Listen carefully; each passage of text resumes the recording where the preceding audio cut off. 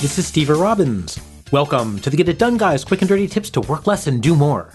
Today's topic is why you shouldn't jump on the latest and greatest productivity tool, even if it's better than what you're using now.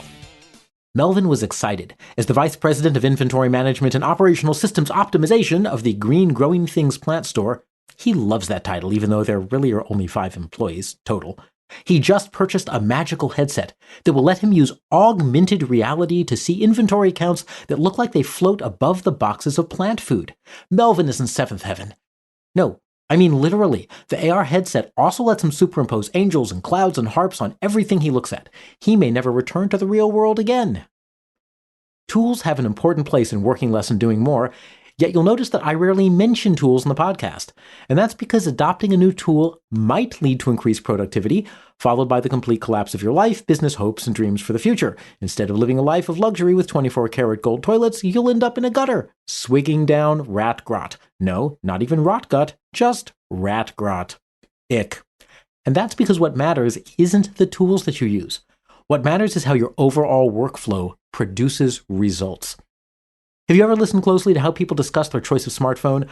Mine has more pixels than yours. Well, mine can last longer. Yeah, mine's bigger. You know what? This is one area where size doesn't matter. What matters is what you do with it.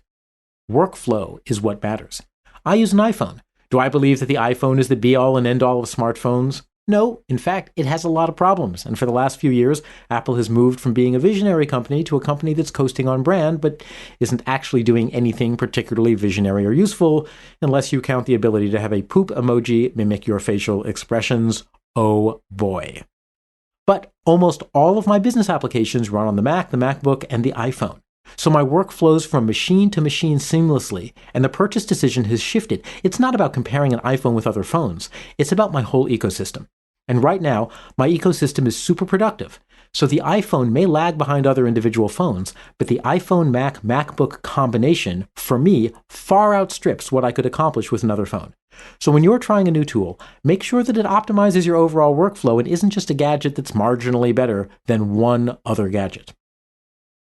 Changing tools is expensive.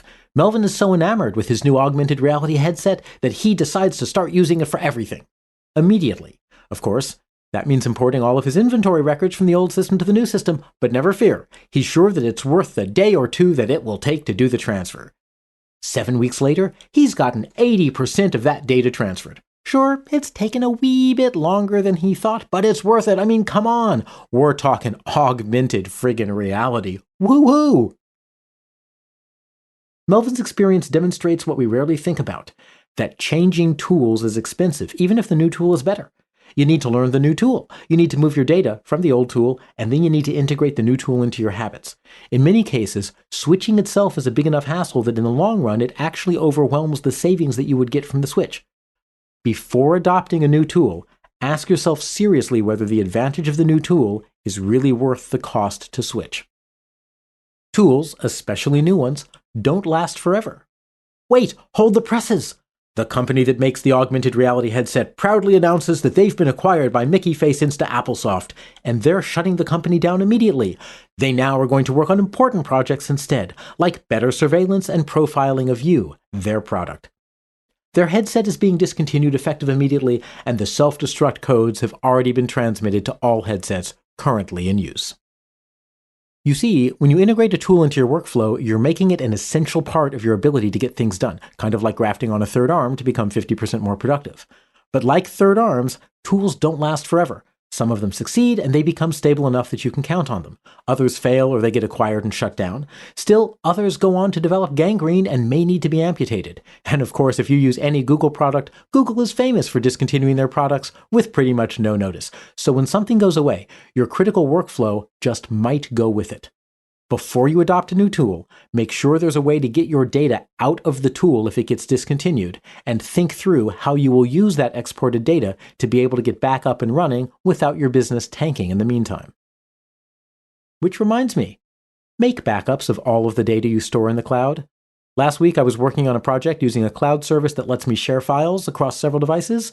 Well, the cloud server's automatic scan program erroneously decided that my files violated their terms of service in some completely unspecified way that the customer support people could not figure out, nor could I.